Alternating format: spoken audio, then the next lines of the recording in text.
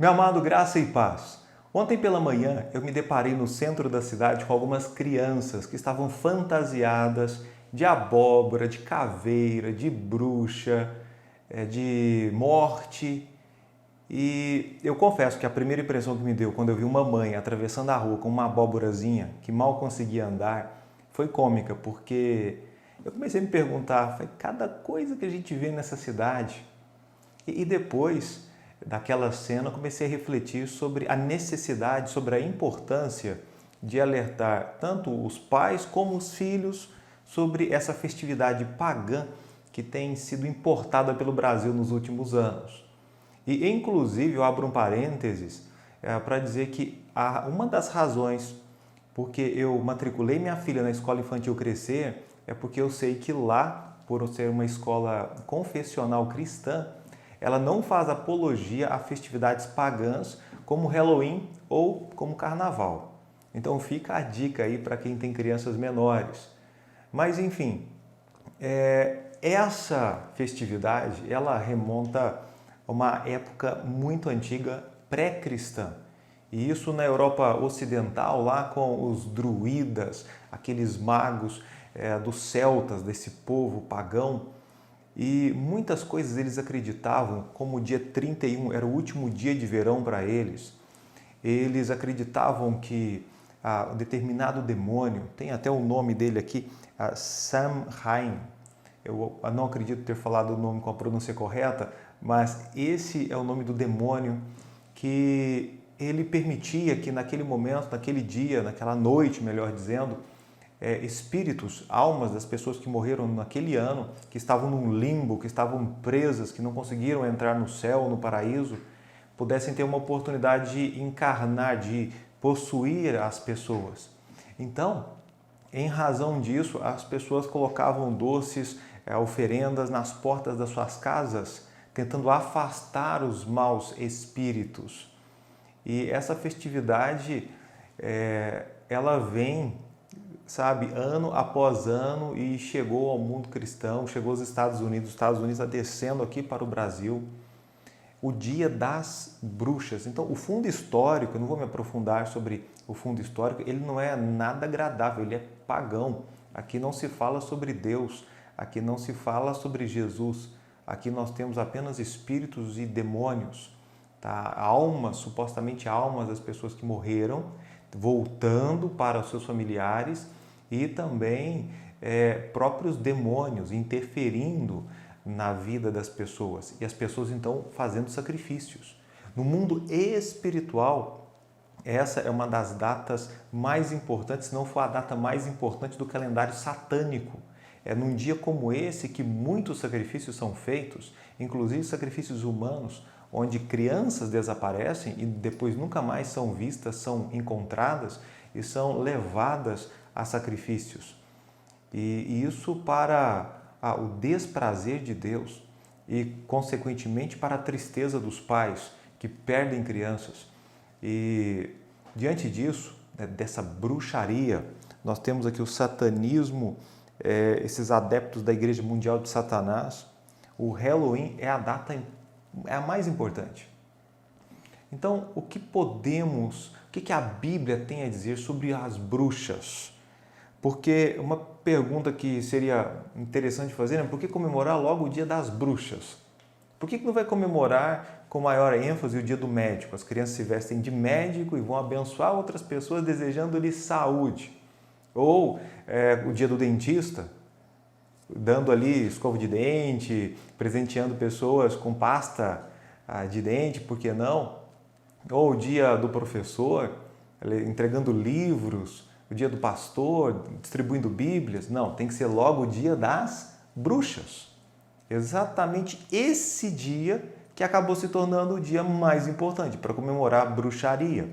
A Bíblia fala sobre isso e é o que eu gostaria de alertar você agora, que tem sido levado por essa onda, como eu, quando vi, comecei a rir, porque eu achei engraçadinho.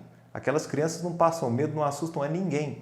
Mas não é o susto, mas é a representação, a quem elas estão representando naquele momento. E o Velho Testamento, dá uma olhada no que o Velho Testamento diz. Havia pena de morte para quem praticava a bruxaria. Lembrando que bruxaria e feitiçaria, elas têm a mesma conotação, têm o mesmo significado.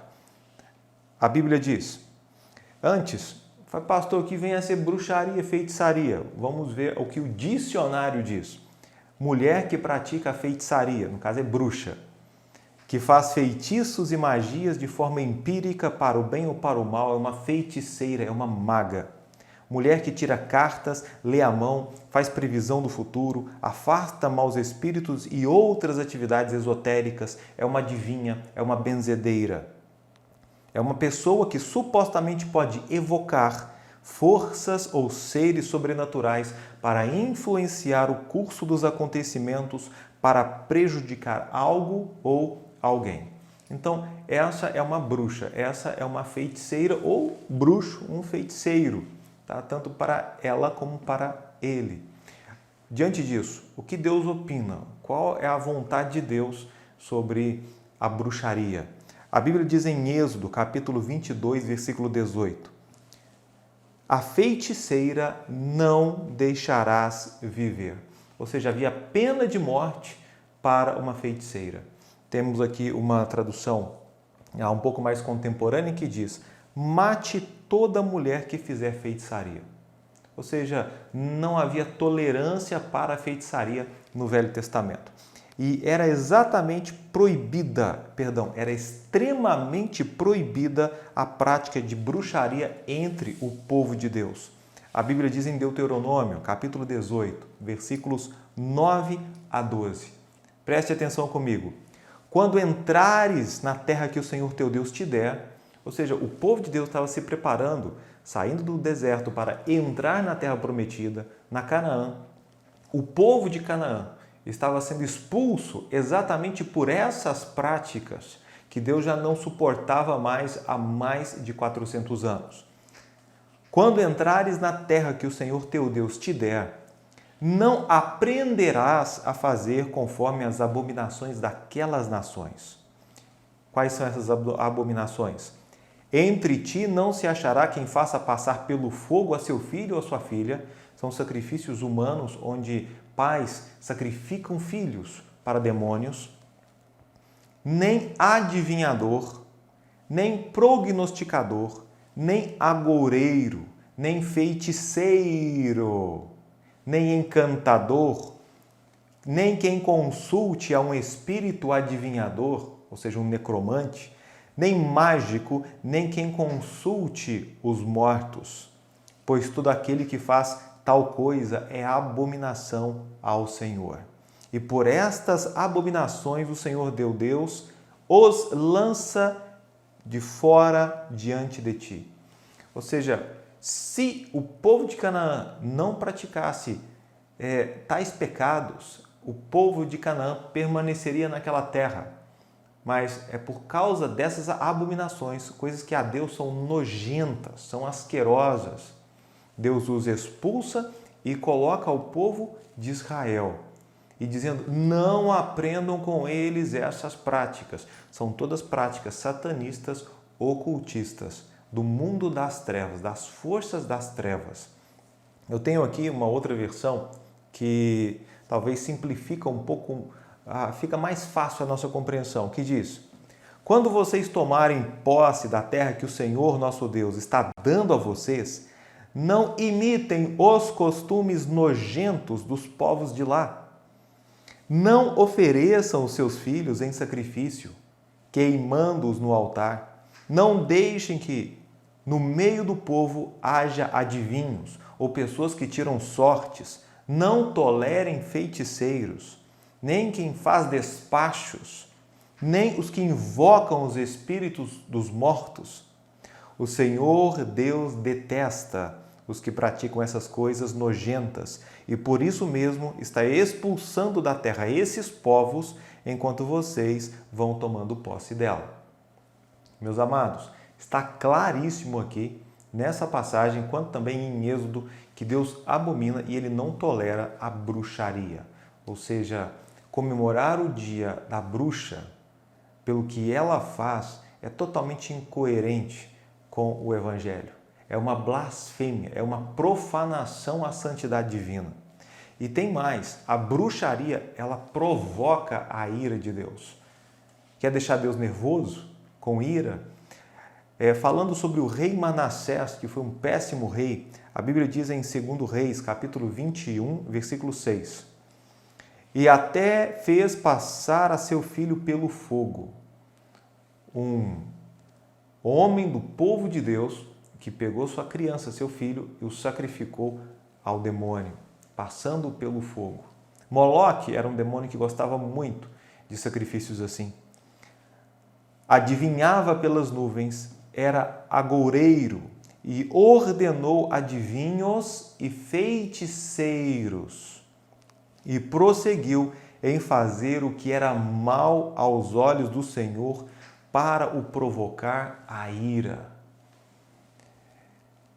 A Bíblia diz que Deus é um Deus que se ira todos os dias.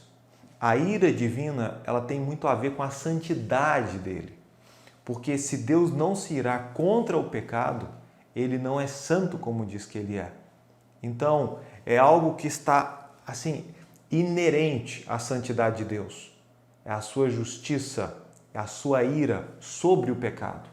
Então, você não quererá atrair para si a ira divina com bruxarias ou se envolvendo com ocultismo, coisa que Deus abomina e deixa bem explícito, bem claro nas Escrituras, que você deve se afastar, que você não deve se aprender.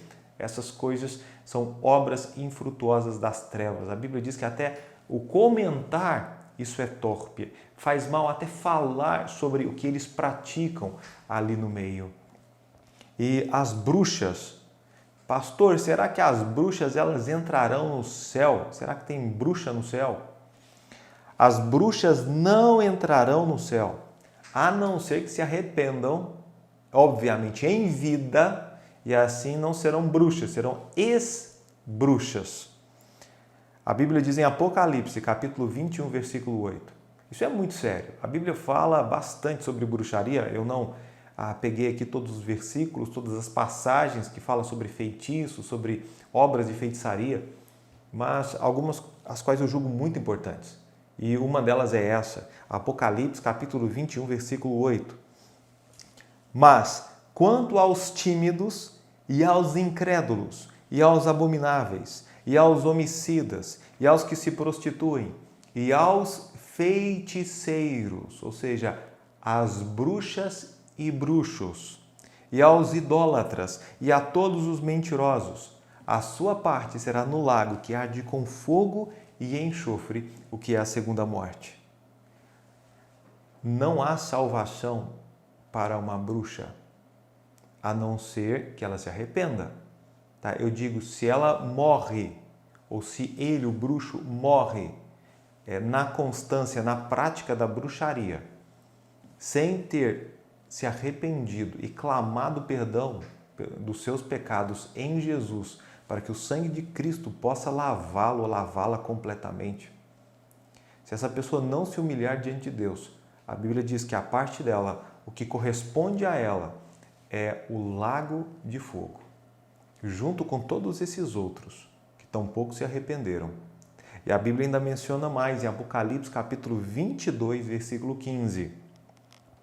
Mas ficarão de fora os cães e os feiticeiros, e os que se prostituem, e os homicidas, e os idólatras, e qualquer que ama e comete a mentira. Não entra. Se a bruxa não se arrepender. Eu talvez esteja falando com alguém que tem se aventurado com práticas ocultistas. Porque o ocultismo chama atenção, porque trabalham poderes sobrenaturais e isso fomenta a curiosidade humana. Eu peço-lhe em nome de Jesus que você se afaste e se arrependa e busque o poder que vem do alto, o poder que vem de Deus, para que se fortaleça na força do poder de Deus, que tenha o Espírito Santo.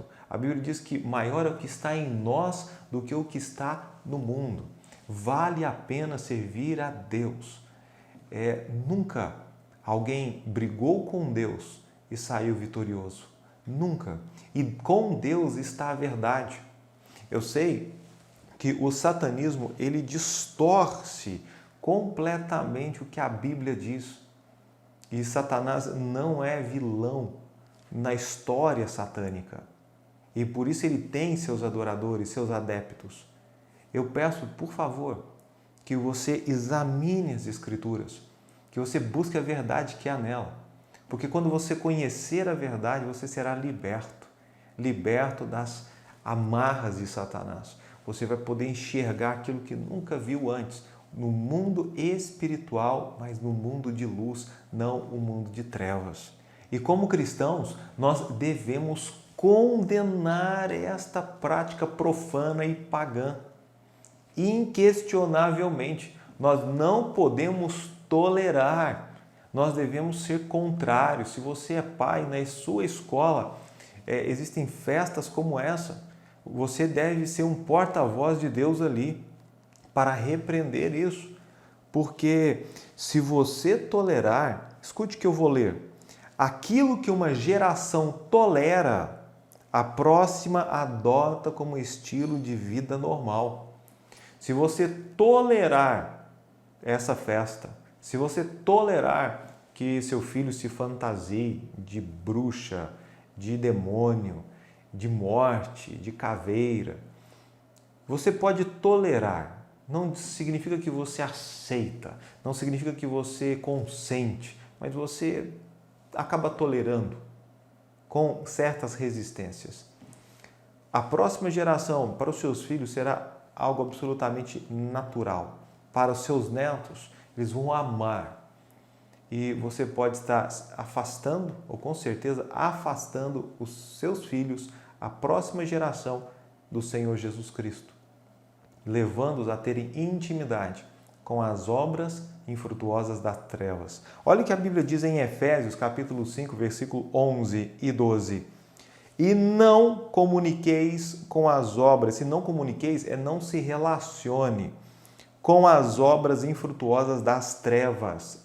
Antes, condenai-as, porque o que elas fazem em oculto, do ocultismo, até dizê-lo é torpe. Meu amado, acho que ficou bem claro o que você deve fazer. Tem que condenar. Não são obras verdadeiras, não são coisas de Deus. Está vindo nesse momento de uma forma cômica, como uma festa inocente, mas a representatividade não o é.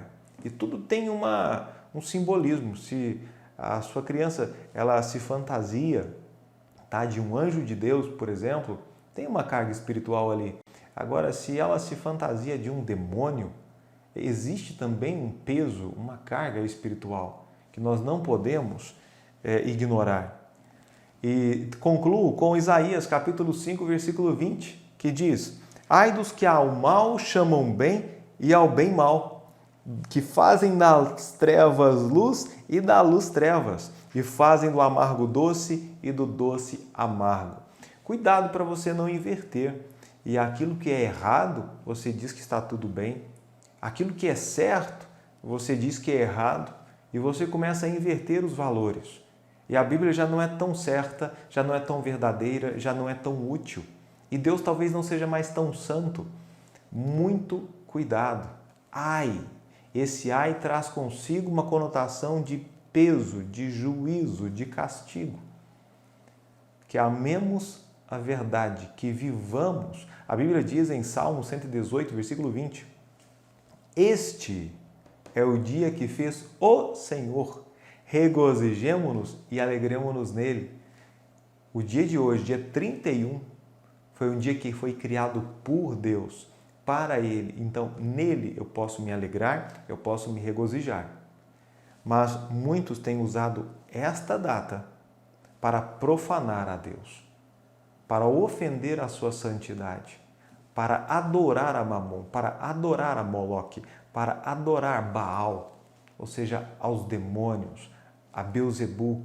Meu amado irmão, você como cristão, você deve se posicionar do lado de Deus, como bom soldado de Jesus Cristo, vale a pena. Você tem uma família para zelar, você tem uma esposa, talvez você tenha filhos, você tem a influência dos seus amigos, da escola, para você então se posicionar e ser luz onde quer que você esteja. Espero que essas palavras falaram ao seu coração e serviram-lhe de alerta para que você não venha aderir a uma festividade pagã que tem sido introduzida no Brasil nesses últimos anos. Que Deus o abençoe. Vamos orar. Pai amado, obrigado. Agradecemos ao Senhor pela misericórdia e agradecemos ao Senhor pela Bíblia e o que ela fala sobre bruxaria. Eu peço a Deus, em nome de Jesus, que o Senhor afaste as nossas crianças de tais práticas pagãs. Que o Senhor nos ajude, Pai, em nome de Jesus, a cuidá-las, a protegê-las, para que elas não sofram interferência e influência do mal. Ó Deus Santo, eu peço por aqueles que já entraram nas práticas ocultistas, que venham se arrepender o quanto antes e buscar o perdão que somente Jesus Cristo pode dar, e assim ter vida eterna e salvação. Pai, muito obrigado. Agradeço ao Senhor, em nome de Jesus. Amém.